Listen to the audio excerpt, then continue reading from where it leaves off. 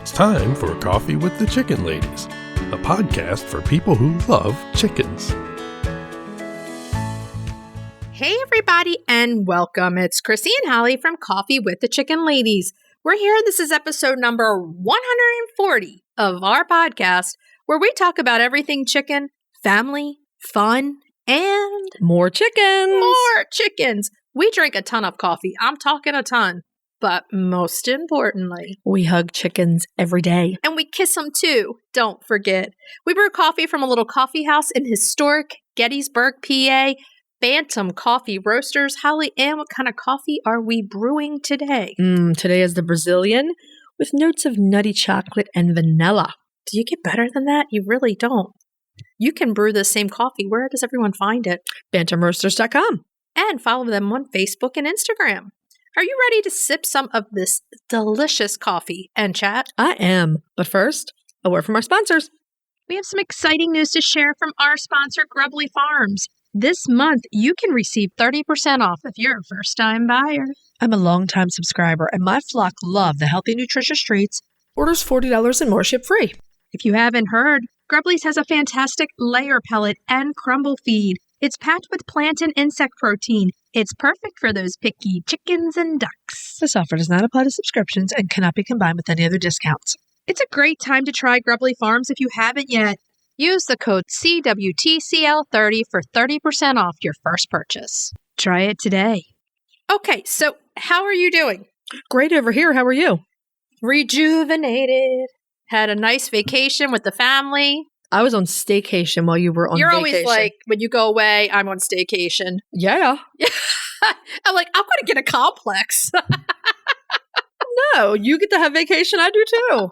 It is staycation because we had a ton of stuff to do at home. Oh, yeah. I feel like we can't keep up with the stuff at home, even, you know. But there are a couple days that I took just to do some fun stuff. So that was really great. Exactly. And for me, it's like just trying to unwind and relax a little bit because the rat race at home is constant. Who are you calling a rat? Rat race. The rat race. It's a lot of stuff. It's a balancing act. It's a balancing act of a lot of stuff. What did they say? Spinning many plates? I'm Something spinning like 20 plates right now, man. They're dropping like flies, too. Oh, my God. Definitely. But it was nice to have a few days off, and I'm sure you guys had a great time. Did you get some stuff done? Yeah, I did. Mm-hmm. Good. Rambo! Namely, Rambo's run and Coop. Rambo is stashed in his own bachelor pad. Little Rambo. I so want to find him one of those little Rambo machine guns to wrap around him. When you do, we will have a photo shoot. Oh, yes. That is awesome. It's a date. August is the start. It's August 1st of a few things. Mm-hmm. We've turned the corner. Mm-hmm. I feel like once you get to August, we can see fall. Yes.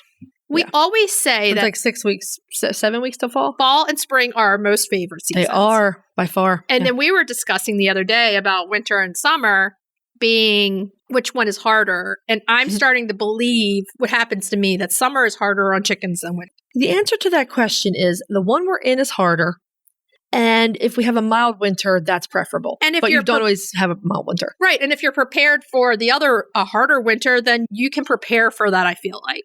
Yeah, I think so. Yeah. You know, like the chickens got to come in the garage with their heaters on Christmas because it was 0 degrees here. Well, by this time of year, I'm over bugs in my face. I love, my garden is amazing, but at the same time, my roses have all been chewed up by Japanese beetles. Beetles are horrible. They're chewing mine up too, man. So, I can get tomatoes, but yeah, there's always trade-offs, I guess. There is. So I'm just happy to have turned the corner, but then it does mean the busiest part of the year is the fall for me with the kids in school. Mm-hmm. And now I have a college student. How did this happen? That's going to cut down on your school busyness a bit, actually. Yeah, because Sophia's going to be on her own. Right. Have fun in college. We'll see you soon, babe. Bye. So I'm just ready for fall. Mm-hmm. Let's just leave it at that. Yep. And if you're listening to our show and you're loving it, head on over to Apple Podcast and leave us a written review. It does amazing things for the growth of our show. And while you're there, hit that subscribe button for 2 reasons. The first is that way you never miss an episode. And the second is we also grow that way. If you're looking for other ways to help support the podcast, you can share your favorite episodes on social media. You can tell a few chicken-loving friends about the podcast. A few. How about 100? You can visit our Etsy shop. Check out the mugs and t-shirts we have there. New tanks. Get them while they're hot. You can become a patron of the show. Patreon.com/coffeewiththechickenladies. Check out our levels of membership. And just a quick note, because we have some amazing followers and we love all of you and we really appreciate you supporting our sponsors. This show is our full-time job. Oh, yeah. It's what we do. And the way we make our money is through sponsorships. Yeah. So thank you from the bottom of our hearts. Thank you for supporting our sponsors. And our sponsors are companies that we love and use and would recommend. Absolutely. For anything that you need. There are products that we use and love every day. So the other thing you can do to help support the podcast is visit our website and our show notes, use our affiliate links and discount codes, and buy products from our sponsors. Yay! Hey, Chris. Yeah. Do you like subscription boxes? Does it have anything to do with chickens? Of course. Then yeah. Let me take a minute to tell you about the Chicken Love Box. If you love goodies for your chickens and you need to go to chickenlove.com. I love the mega box. Tons of useful products for my flock and a chicken tea for me. You can't go wrong with a chicken tea. They are so cute and so soft. In the February box, I absolutely love the red iron rooster trivet and the seed block. I really love that egg timer. It's going to be great when I'm baking. And those chicken stickers are going to be awesome on notes I send out. Boxes start at $39 a month. They ship immediately after your order, and shipping is always free. Such a great deal. Don't wait. Get off the nest and click already. Use the code CWTCL50 for 50% off your first box of a 3-month subscription or more. That's chickenlove.com. That's chickenluv.com. Get your subscription today. Have you heard of Strong Animals Chicken Essentials? They make natural supplements for your flock. Strong Animals has used plant-based products and natural approaches to promote the health and vitality of backyard flocks. Their products contain organic essential oils, prebiotics, and other natural ingredients to support the immune system and digestive health. Give your chicks and chickens what they need to thrive with Strong Animals health products. Visit GetStrongAnimals.com today. The Breed Spotlight is brought to you by Murray McMurray Hatchery, defining quality for generations. For over a century, Murray McMurray Hatchery has remained a trusted family-owned business, working tirelessly to ensure our poultry meet the highest standards. Whether you are an experienced enthusiast or just embarking on the journey, look to McMurray Hatchery for guaranteed quality, rare, and heritage breeds, low minimums, and all the supplies you need to raise your flock. Request a free catalog today. Dun, dun, dun, dun, dun, dun, dun, dun. Time for Breed Spotlight. He's a Catholic monk, Chris. Okay. This week's Breed Spotlight is the Silverudds Blue. Yes! Chrissie, I think, was trying to be a chanting monk. Is that what you were doing? I don't know. Or you were sitting like you were in meditation. I'm not sure what was happening there. But Silverudds Blue is our breed this week. The beautiful Silverudds Blue. Sometimes known as ice bars. Oh, why are you trying to get us in trouble, man? Woo! The beautiful Silverudds Blue are a green egg-laying chicken breed developed in Sweden in the 1950s. Not that far back. Their story starts with Father Martin Silverudd. He was a Catholic monk who developed a handful of breeds, including the Silverudds Blue, the 55 flowery hen, and the Queen Sylvia. Some of your favorites. Mm-hmm. I love the 55 flowers. Yeah.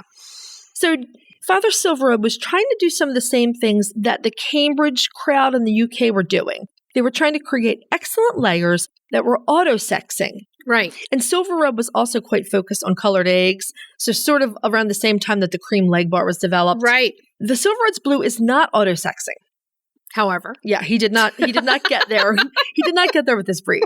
Silverudd died in 1986 before this breed was, air quotes, finished. Though they do breed true. This is not a hybrid breed. This is an actual breed. He had done enough work on it to get them out there so that, it could be a finished chicken breed, but not enough to get them to the point where they were auto-sexed. Right. Now, there are a few layers of confusion with the history of this breed. Silverud bred two similar strains that may or may not have ended up partially mixed together. So the first strain was what he called the Ice Bar, which was a contraction of the island silver barred. Right. For that breed, he used New Hampshires, Rhode Island Reds, Barred Rocks, and the beautiful crested cream leg bar. It's a lot of different chickens to use. A lot of different chickens. Now, that second strain did not have the barred Plymouth Rock, and it most likely had blue Australorp. He was keeping blue Australorps at the time. Right. So the unofficial but very practical name of this second strain of chickens that became the Silverudds Blues was Swedish Green Egg Layer. Very to the point. Swedish Green Egg Layer. I kind of like it. It's practical. It's very practical. It's very practical.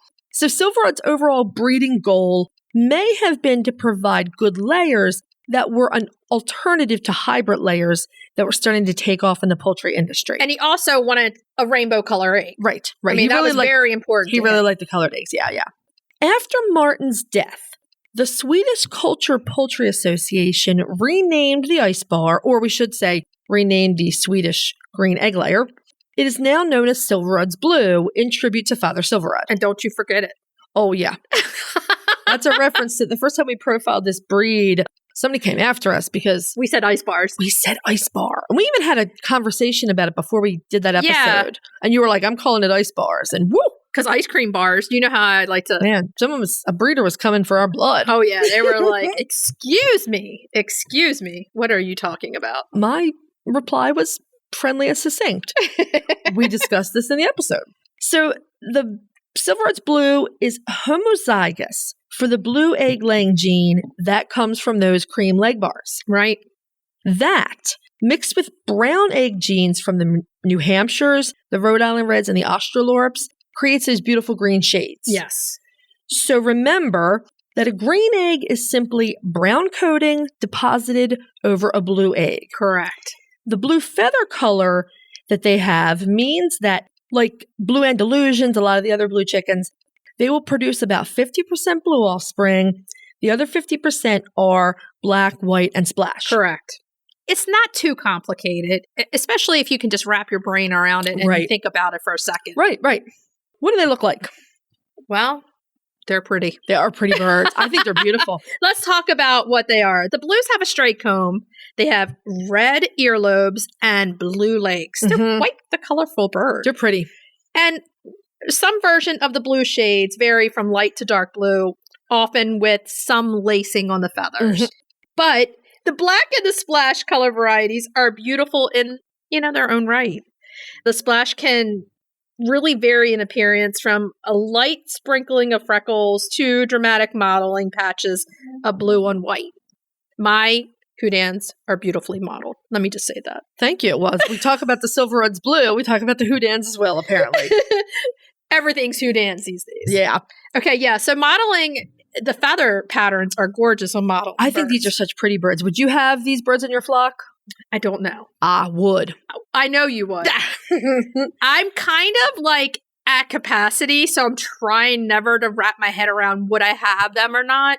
I have no problem declaring that I'll have them. When I have them is another matter. So when you're 85, it could happen. And then you're using your walker. Get back in there, chickens. I could use a walker to herd them. I like that. You could. You're just like, boom, boom, boom. Now, the blue roosters are really handsome. They are. They're really beautiful. They have either birchen or silver hackle and saddle feathers. They're really, really pretty boys. Okay, so Greenfire Farm imported the first Ice Bars or Silverudds Blue. Well, they called them Ice Bars then. Yes, they did. Greenfire Farm actually called them Ice Bars, right. That's one reason we were using Ice Bars, because that's what they were using. And they got them from Sweden in 2011. So it wasn't that far back that you couldn't get them here. And it was also the year before the Swedish Culture Association had changed the breed's name. Right. So Greenfire also made subsequent importations in 2013 and 2014, to bring more genetic material. And they do note that the Ice Bar is the only single-combed green egg layer, in the world. Okay? Yeah, the only single-combed green egg layer breed. Right. So we're not counting any strains of olive egg or anything like that. any of the others. This is right? a legit breed. Yeah, it breeds true. Most of the other types of breeds that will lay eggs, say Americana, they have the peacomb from the Araucana genetics. Right. So the American Silverudds Blue Association actually they've really expanded their website since the last time we profiled this breed.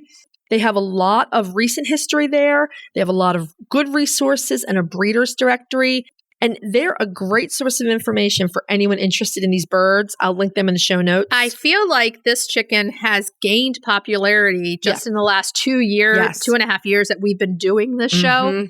When we first profiled this chicken, you really didn't hear much about it. Right. Now, since then, you hear a ton about this chicken, and it's really good. And it's Greenfire Farm doing what they do best. Absolutely. Bringing awareness to these European breed chickens that you normally wouldn't have access to. It's amazing what they do. These are beautiful birds. They are. So let's go into laying. They are very good layers. They're going to produce 250 eggs, about that per year, which is great. 4 to 5 per week. That's excellent. That's nice. That's all those good egg-laying chickens in the foundation breeds. And some of the eggs, they're going to be all different kinds of shades of green. They could be darker, they could be lighter, and you could have some with speckles, which is great too. I've seen some that are like mint green with speckles. They're so pretty. Yeah, and they will occasionally go broody. So they're one of those birds that you can't count on for going broody, but they might. I think that proves that they probably do have some Australorp in them. That's the only bird in that mix that goes broody. An Australorp will go broody. Yeah. Leg bars don't. Rhode Island Reds normally don't. New Hampshires are part of Rhode Island Reds. They're not going to. They're derivative completely. And then barred rocks normally do not go broody either. I think that's an Australorp trait. It has to be the Australorp in that mix that makes them go broody. So, I mean, hey, it's a good bird to have around your homestead if you don't want a broody. If you just, for whatever reason, don't want Americanas or you don't want Araucanas, and you might not even want leg bars, but you want Don't say that. I know, I can't imagine not wanting leg bars. Or how about this? Wait, you want leg bars for the blue eggs? Yeah. And then you want another true breed for your green?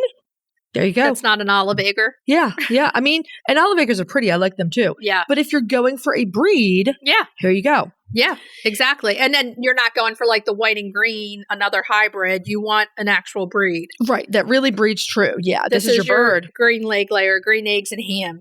This is who you're going to get. Oh my God. The Silverudds Blue is not APA recognized. They're probably way too new for that. But I wouldn't be surprised if the Silverudds Blue Association didn't have that goal down the road. I'm sure they will. I mean, the Swedish organization does maintain a stud book, but instead of emphasizing does it have phone numbers, it might emails, a little black book. Hey, baby, stud book. Meet me at the red Coop. Oh my. Okay. So the Swedish organization, instead of emphasizing physical type, they concentrate on egg color and frequency of lay. Right. Because they're looking at the utility part of this. The Silverudds Blues are supposed to be quite winter hardy, despite having a bit of a smaller frame. They're from Sweden. Right. They have. But you do have to watch those big combs on the roos, though. As with everything. Right. They're going to need a heater. Yeah. Good foragers, very active birds. Okay, so one thing we didn't mention is their size.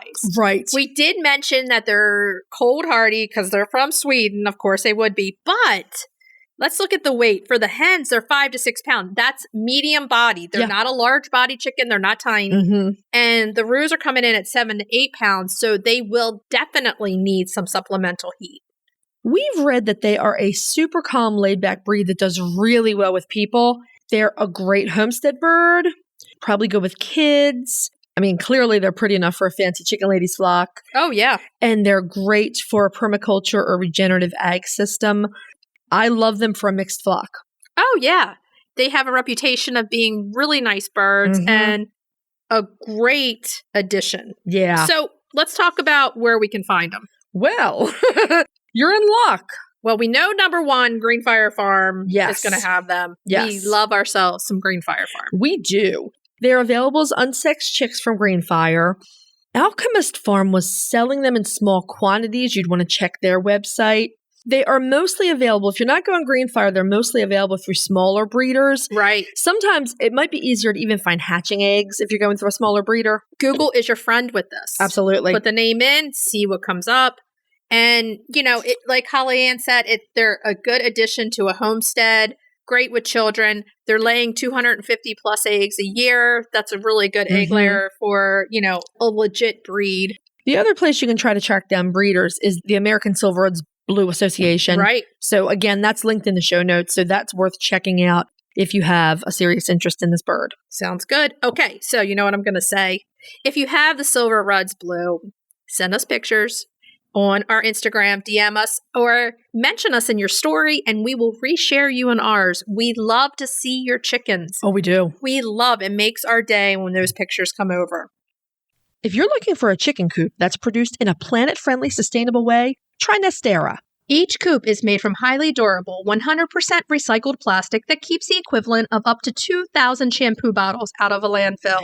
Their clean, modern design will fit into any garden or run area and comes with an industry-beating 25-year warranty and a range of handy accessories. Simple to put together, so quick and easy to clean, and most importantly, red mite resistant. Your chickens will love it. Quick shipping from Nestera.us. For a 5% discount, use the affiliate link in our show notes, on our website, and on Instagram. Link in bio. Check them out today.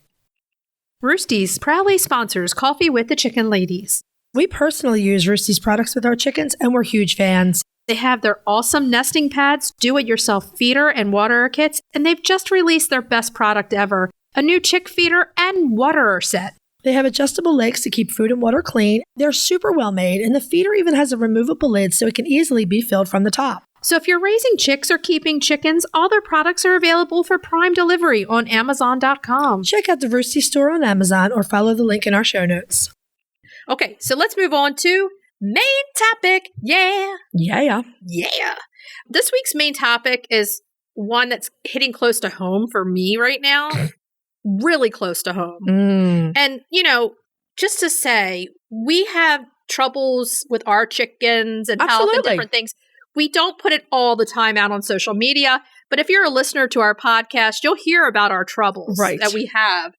And we have talked back a month or so about getting a ton of Bumblefoot in our flocks, both of us. Yes, we've had a lot of Bumblefoot this year. So Maryland had a drought from basically the end of April till July. Yeah. Where it was really dry. No rain. And we kind of equate that to why our chickens were getting some Bumblefoot. The ground was really hard. Yeah. And, our chickens scratched like crazy. So we really think the hard ground was putting abrasions on their feet. And then after July hit, then it was mud. The tropical season in Maryland. So we have had rain almost every day since the beginning of July. Yes, we have. And then it made mud.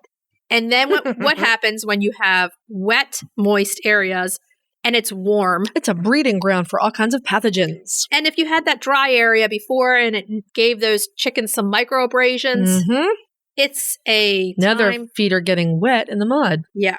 So Bumblefoot is simply Bumblefoot is simply a foot abscess. It is called ulcerative pododermatitis. You can find Bumblefoot on birds, on rodents, on rabbits, and it can have a lot of different causes. It can present in a million different ways, and it can vary greatly in severity. Yes, and that's one of the things we want to draw attention to, because you're going to find out there your guide to treating Bumblefoot, and it's going to tell you one thing to do. Right. And let me tell you something. There's not just one thing to do, because it varies in extreme it's really, yes. cases. You could have a very simple little case to where it heals up on its own to what I've had. So, and I've had a bad one too. Yeah. I feel like this is one of the reasons, and we're going to get into this a little bit more later. This is one of the reasons not to cut your bird's foot, not to just cut out a Bumblefoot scab, because it might be granulating pink skin under that scab. Right. So don't just cut it, because they can really vary in severity. So Bumblefoot often occurs in birds and animals kept on wire. This spring, we were seeing a ton of people keeping their chicks on wire. Don't do it. And then we were seeing a ton of Bumblefoot on chicks. You shouldn't be seeing Bumblefoot on chicks and juveniles. No. The other thing is, if you look back at the animals that get Bumblefoot, a lot of animals that are in an area where they're on shavings or they're in a run where if they poop, they may walk in it. Right, exactly. That's another reason they're going to get it. Yes. Bumblefoot does occur more often in the heaviest chickens due to more abrasion on their feet, so small cuts, etc., that will let in bacteria. Splintery roosts can also be a cause.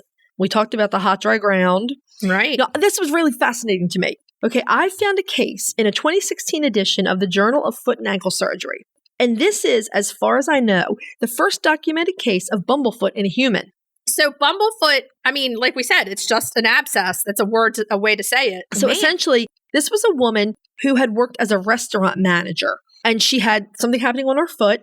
So she went to urgent care, and she actually had an abscess that was consistent with the way pododermatitis works. Right. She had bumblefoot. She had microabrasions, which let in bacteria, which caused an abscess. And she was on her, as a restaurant manager, she was probably on her feet a lot. Oh, yeah, I'm sure. So bumblefoot in a person.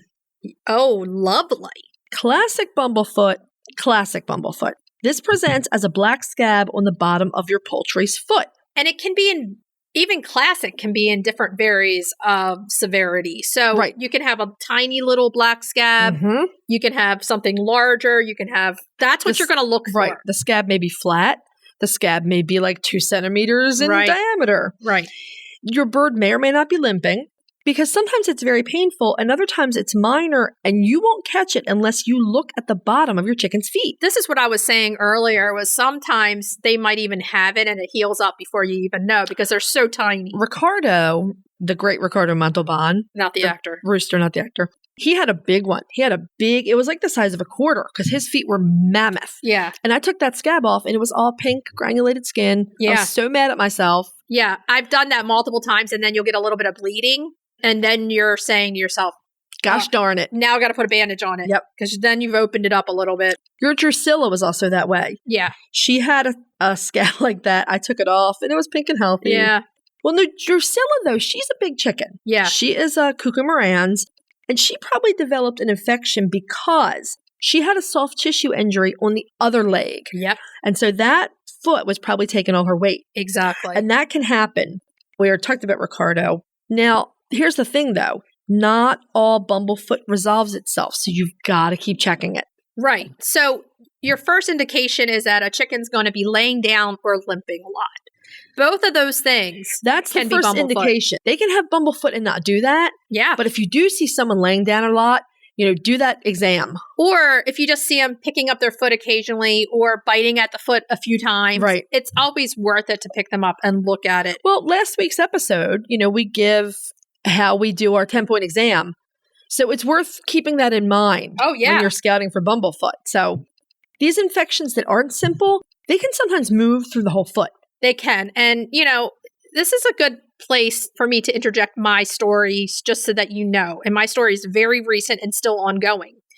So what happened is I have Ivy, my salmon Faverolles, and I had multiple with bumblefoot, which I was talking about on the show. Multiple birds with bumblefoot, and right. Everybody was doing great with the bandages. They weren't limping, nobody else. Well, we went back out. We were recording and we went back out to the chickens. And I said, oh no, I think Ivy's limping. Right. And you were with me. And I picked her up and she had just a simple scab on the bottom. Mm-hmm. I cleaned it and I took it off and it looked funny. It did not look pink and it was weird looking. It was strange looking. It looked like it had a lot of infection up in that tissue. Into the tissue. Yes. Yes. So I went ahead and started to treat her the same way that I would treat anybody and quickly realized that this chicken was still limping even with the bandage on, which generally doesn't happen if it's a mild case. And that usually means there's still something in there. Right. I mean, yeah. And then the toe started to get red, one of the toes. Mm-hmm. So that was within 2 days, and that was my immediate call to Dr. Rebecca. Right, because bumblefoot can also happen between the toes. Yes. It can happen on the top or the sides of the toes. And it can happen on the top of the foot. What happened with hers was it did spread to the in between the toes, and that's the gateway to the toe. Right. So I believe that's how that happened. Yeah, probably. So Dr. Rebecca did go through and did get a kernel out of the main bumblefoot on the foot. On the foot pad, right. So that healed up very nicely. Mm-hmm. But then that started our track with the toe. Mm-hmm. And the toe, oh my God, is still a very complex case. Mm-hmm. So that's what can happen. You can treat it your normal way, and sometimes it doesn't work. You have to go to the vets. Right. And Ivy has been 5 times. I know. That's how it was with Casper. 2 weeks on antibiotics and everything. So let's talk about general care. The general care, what we did when we noticed that she was limping. So general care is to soak the foot twice a day in warm Epsom salt solution until the scab is soft enough to come off. Here's where I say I almost just always flick the scab off without soaking. If it does, but sometimes you have to soften it. But sometimes it's stubborn and you have to soften it. Now, if that infection is local, so if it's confined to right under the scab, we will clean, debride that area of any of the exudate, any of the junk in there, spray it with an antiseptic, then we pack it with silver ointment, bandage it, and change the bandages as needed until the foot has healed and the scab is gone. That's a simple case. That's simple. And that you would change the bandage starting off. You could do every other day and then do every 3 days until it heals up, because keeping it closed up longer will allow that skin time to heal up. Now, if you get a case like Ivy's where you're doing that, she still seems painful. She's holding it up. She's limping very badly. She's laying down a lot. Then you need to call the vet, because they need to go into the foot and see if there is a solid piece of infection in there, and then it needs to be cultured. And it needs to be cultured to find out what's growing in there. Well, that moves us to something. Right now, we're going to bust the biggest myth about Bumblefoot. And it's a big one. And most people that are going to tell you about Bumblefoot are going to say this. People will say that Bumblefoot infections are always caused by Staphylococcus aureus, better known as just staph. This is not true. No. Many different bacteria and yeast and fungus can be present. Right. Now, the culture and sensitivity is going to be something that's a little bit more expensive to do. But if you don't do it, you could be treating with something like, in my case, I did it on Ivy. I realized that she had 3 things growing in there. And the silver ointment did not take care of 1 or 2 of them. Right. So we needed to add extra medication to help treat what was in there. Now, my Casper is the most difficult case of Bumblefoot I had. He had 3 surgeries. Yeah. And it wasn't until the last surgery is my farm vet, Dr. Wells, opened that foot up and cleaned it out. Yeah. And wow. I mean, he really had to open up the whole foot, and he got some nasty junk out of there. Casper's culture came back from the lab also with 3 different bacteria. It was Klebsiella, Anorobacter, and another one that I cannot remember, plus Candida, which is yeast fungus. Yes, exactly. And Ivy's came back with staph, which is where we knew that probably would be in there. Gram-negative bacterium and E. coli. And E. coli, that's which is naturally in the environment. That's right. So having that culture done, if at all possible, and again, we did this with our bad cases, because you need to know what you're working with to fight whatever organism is in there. We've treated so many cases of Bumblefoot over the years. I can't count how many different cases of mild Bumblefoot we've treated. Yeah, simple cases. You put the bandage on for a week or 2. The foot heals up. They go on. Right. This is the first time that I've had a very intense case in which it's 5 trips to the veterinarian. And here's the kicker. The bacteria, we did switch antibiotics, but had already infiltrated the bone of a toe. Yep. So the tissue started to turn dark, which means it was dying. Necrotic. It was necrotic. It was tissue. necrotic and dead. So that toe had to be partially amputated. It killed me. You feel like you're defeated, but you have to get the infection out. Bacteria kills people and animals on the regular. And that's with changing the bandage some days twice a day, medicine twice a day. Right. Going to the vet every week, every few days, it can still happen. It can still happen. That's how bad it is. It really is. I mean, knowing what antibiotics the bacteria are sensitive to tells you what you can use to treat both topically and orally. So Ivy was on 2 weeks of antibiotics, broad spectrum. Right. But, we had to add a triple antibiotic ointment to get that E. coli. And in other cases, the triple antibiotic ointment might not do anything. Might do nothing. Depending on the bacteria present. And that's why we use silver ointment on pretty much all Bumblefoot. Yes. Because most bacteria and yeast are sensitive to it. Correct. Even when they've developed a resistance to certain antibiotics. Exactly. There are some other things you can, if you have a simple Bumblefoot and it still feels like you can't get everything out of it, You can try a couple of things like Sugardine poultice. Right. You can try Prid's drawing salve. Yes. And you can try, it's Plantago Major. It's the simple plantain leaf that grows in your backyard. Right. That makes another nice drawing salve. But the thing with that one to know is you have to change that like 3 times a day. So, and here's the other thing that I want to bring up. If you're a person that you're a must soak, I did have to soak some of her toe a lot. And I came up with a great way because my big problem with soaking is you have to really make sure the vessel you're using to soak that foot in is clean. Or you're just reintroducing stuff to an open wound. You're just putting it all right back in. Right. So here's my solution to it. It's simple but practical. Everyone has the red Solo cup.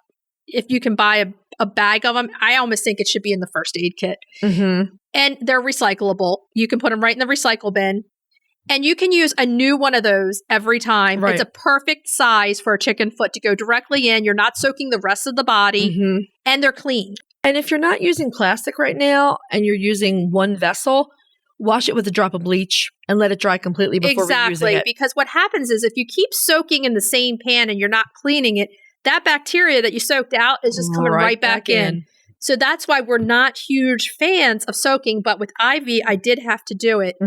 So like we were talking about, surgery sometimes is something that you need to do for these chickens with Bumblefoot. But we want to urge everyone out there. This is to every single person, including ourselves. We would never do it. Do not do it yourself. I've even seen people say, take an X-Acto knife and do it. No. Please find a doctor to do this. It should only be done in a sterile OR or in an animal hospital where it's clean, where they're doing it properly. Ivy's foot the first time was completely numb. Well, Casper, again, his was really serious and it took all these surgeries. And there's no way, I don't think the average person could have known how to open that foot the way Dr. Wells did. You can cut ligaments. Yeah. You can cut major veins. Right. He knew where to cut and dig that stuff out. Now, Casper did have to become a house rooster for a few months. Right. Because his foot would never have healed if he were putting it down in dirt and mud. Right. And that foot has a lot of scar tissue, so it's a little funny looking. Right. But his quality of life is great, and he's happy and healthy, and he's getting to be an old man. Right. So we want to just tell you the real deal with this.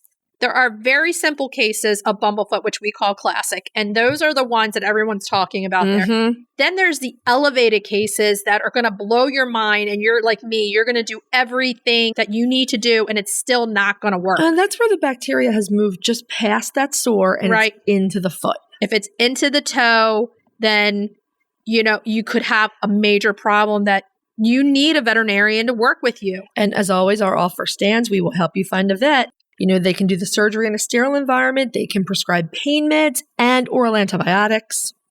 There are some people who have successfully cut out Bumblefoot themselves, but we know of way more that have lost their birds to systemic infection. The bird didn't have any pain medicine. That's the other thing. Your veterinarian can give you pain medicine for your chicken during this time to make them feel more comfortable. The other thing is I want to touch base on real quick are the supplies that you're going to need to have for wrapping. So you're going to need sterile. I have sterile 2x2 gauze pads or Telfa pads that you're going to use anywhere, Walmart, on Amazon. You're going to need gauze 4x4s for scrubbing.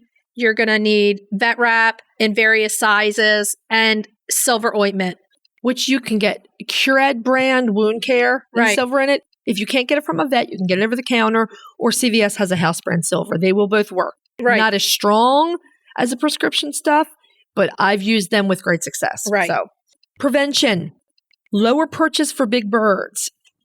Keep your perches very clean. Both scrubbing and sanding will work. We use vinegar scrub. I also use contact paper and put fresh contact paper on I did that on the roost where everybody was getting it. So you're going to disinfect it with some vinegar. Vinegar and water is the best thing to use in there. It can't hurt anybody. You're going to try to have soft substrate. Now, we have wood chips that are not treated in our runs, and that's probably our culprit when it's super dry and they're walking on the wood chips. I honestly think on my side, it was the ground because it was rocky and hard. Yeah. Do regular checks on feet for birds that appear to limp or lay down a lot and get ahead of it. Exactly. If they're just starting to limp, it's not going to hurt to pick them up and check that foot. Yeah. And here's the last thing. if it's out of your control and you see that it's getting worse, please take them to the veterinarian so that they can be your partner in treating this. There is no shame in going to the doctor for this. And you can really save a bird's life that way. Yeah. Okay. So let's move on to Cracking the eggs. cracking those eggs. Now, this week's a recipe that I really love. Holly, not so much. Well, I wish I could love it, but Peppers and I don't get along.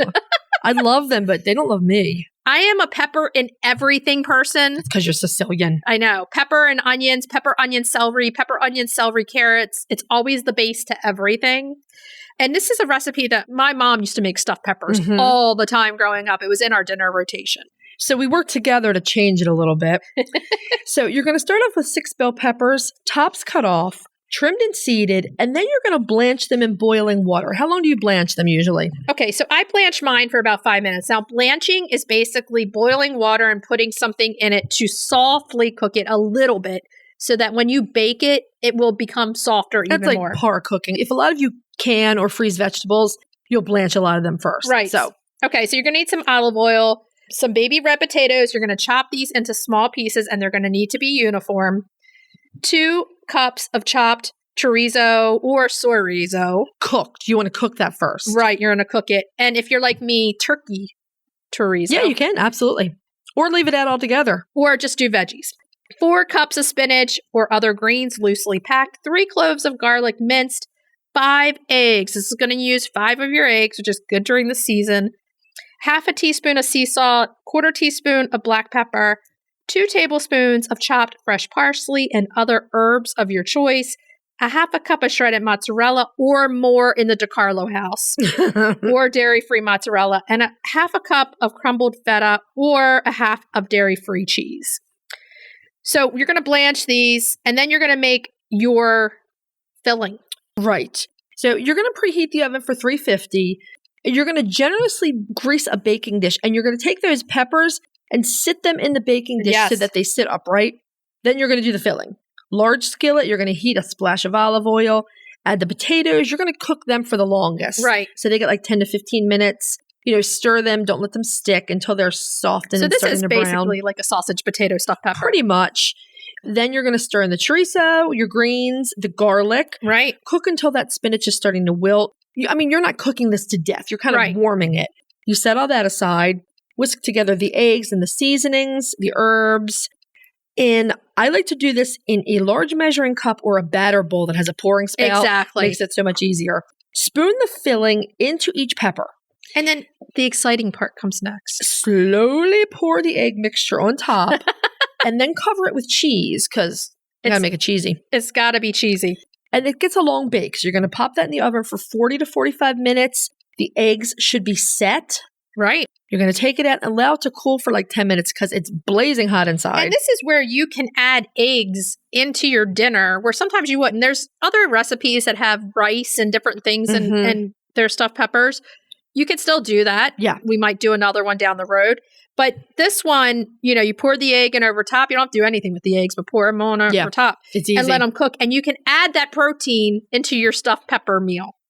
And the extra protein is great. The other thing that you could do if you want to is if you wanted some tomato sauce, you could pour that in the bottom of your dish and then sit your peppers in the sauce. That's a good idea. I'll add that to the recipe on the website. And then once you sit the peppers in the sauce, it cooks in the sauce and then you spoon that sauce over top. Exactly. Ooh, that sounds good. Yeah. I like that variation. Okay, so try it. You might like it. Send us pictures. Stuffed peppers are so pretty. We love them. I wish they loved me. Okay, so let's move on to retail therapy. Retail therapy. Yeah. Okay, so this week we wanted to do something for retail therapy that is seasonal and that you will need. And we're going to talk Coop fans. We've had some questions lately about the brands of Coop fans that we use. Right. Now, you can find all of our Coop fans on our Amazon storefront. Yes. And that link is in our show notes if you don't know how to find it. But we're going to tell you a little bit more about our favorites, just in case you don't use Amazon, but you still want to know what we buy. And sometimes you can get fans other places that are smaller, that you can use rechargeable batteries, or the fan itself is a rechargeable fan. Right. And if you don't have electricity in your Cooper run. And we have a bunch of them linked on our Amazon storefront. really there's no standout brand for them. No. It's just a rechargeable battery version. And just be careful and read all the specs and make sure that they have a battery that can be recharged. Every now and again, you'll get a fan or any kind of electronic appliance that has a battery. The battery dies. It's no good anymore. You have to throw it away. Yeah. None of us want that. If not, you're going to be like me. I have a few fans that I do use that take D batteries that aren't. I bought them a while ago and they're still working. So I just keep buying the batteries. That's annoying because the D batteries only last a few days and then you're replacing There are a lot of issues with that. It's better than not having a fan. Yes. But there are a lot of issues with that. Yeah. Now, the big question, what do I use in the big coops? My big coops have fans called Vornados. Vornado, like tornado, but with a V, Vornado. They're not very big, but the way we use them is we put them in the middle of the coop. Like, okay, the roosting bar is, running the length of the coop. We plop the Vornado in the middle of the floor, middle of the coop, and point it straight at the ceiling. And it bounces the air off the ceiling, and it moves air through that coop and makes it substantially cooler. And that's a larger coop. Now, for my coops, they are smaller than your coops. Yeah, I've got two big ones. I have the battery fans that I sit up in the rafter on top. Yep. And what the premises of the fan in that part is it's not directly on them, it's above them. Right. Because cold air falls, hot air rises. Yes. So you're going to cool the air above them and then it's going to fall on them basically. So that also keeps the air moving and also cools the air. It's working like an exhaust fan. So it's so funny that we pre-plan all of our shows, but today we did get a message from one of our listeners in California. Sherry Soklovich. Sherry, I'm sorry if we said your name wrong. We're sorry, but thank you for your message. We wanted to give you a shout out because you gave us a good idea for fans, and we're talking about fans today. I did see that message. And the reason we've never gone down that road is because in Maryland, you're trying to get moisture out because it's so humid here. But I think on the West Coast, this is a really good idea. So what Sherry does is she puts frozen gallon water jugs in front of the fan. Right. And as the fan blows, the condensation from the it's moving water, the moisture. And it moves and exactly. And then that way, it kind of keeps it cooler that way also. I think that's excellent. If you're in an area with dry heat, like here in Maryland, we're desperately trying to not have mold growing on things. Exactly. But if you're in a climate where that works, it's genius. Yeah, she talks about she uses a misting fan also. In those dry environments, you can do that. There's different things with fans that you can do. It's awesome. You could even, I have one in the garage, the fans that squirt on you, like a handheld fan. Do you know what I'm talking about? I don't. You'll have to show me. It's a handheld fan, and then you spray, and it just mists. Okay. If you want to do that to your chickens, like their feet, and then give them a little, fan that way during the day, you can do that.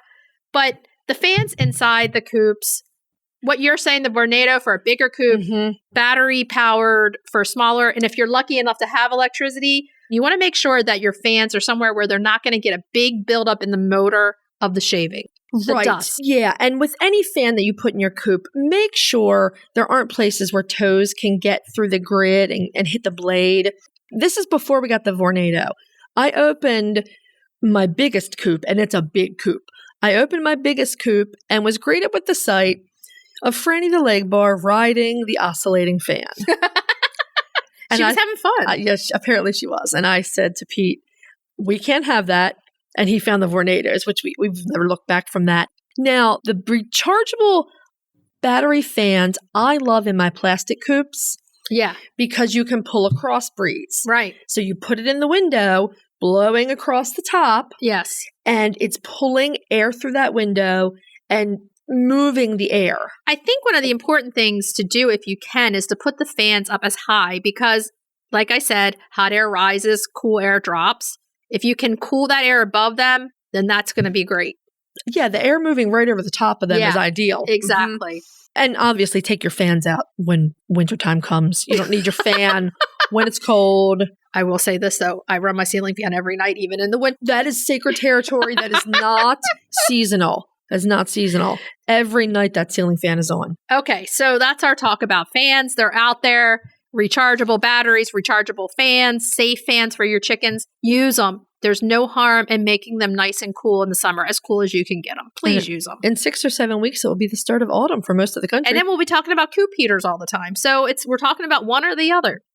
Okay, so Sweater weather, though. Sweater weather. I like light jacket weather, not heavy winter weather, but hey. That's sweater weather. Yeah, definitely. Mm-hmm. Okay, so should we tell everybody what we're going to be talking about next week? Next week, we continue on our green egg theme, and we spotlight the olive egger. Why not? Main topic, also the source of a lot of questions, mites and lice. Let's revisit it. Cracking the eggs, we're making this ridiculously good caramelized onion frittata with summer vegetables. It's great for breakfast, lunch, or dinner.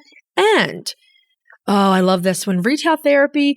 We are talking about one of our favorite vintage companies for chicken stuff, Hazel Atlas. And if you have some glasses that were your grandmom's, they might be Hazel Atlas. Yeah. Okay, so what should we tell everybody to do until next week? Hug your chickens. Every day and kiss them too. We'll talk to you next week. Bye-bye. Bye. If you'd like to see more of us, please follow us on Instagram at Coffee with the Chicken Ladies. If you'd like to help us grow the podcast, please leave us a written review on Apple Podcasts. If you'd like to become a patron of the show, please visit our Patreon page, patreon.com/coffeewiththechickenladies. Thanks for listening.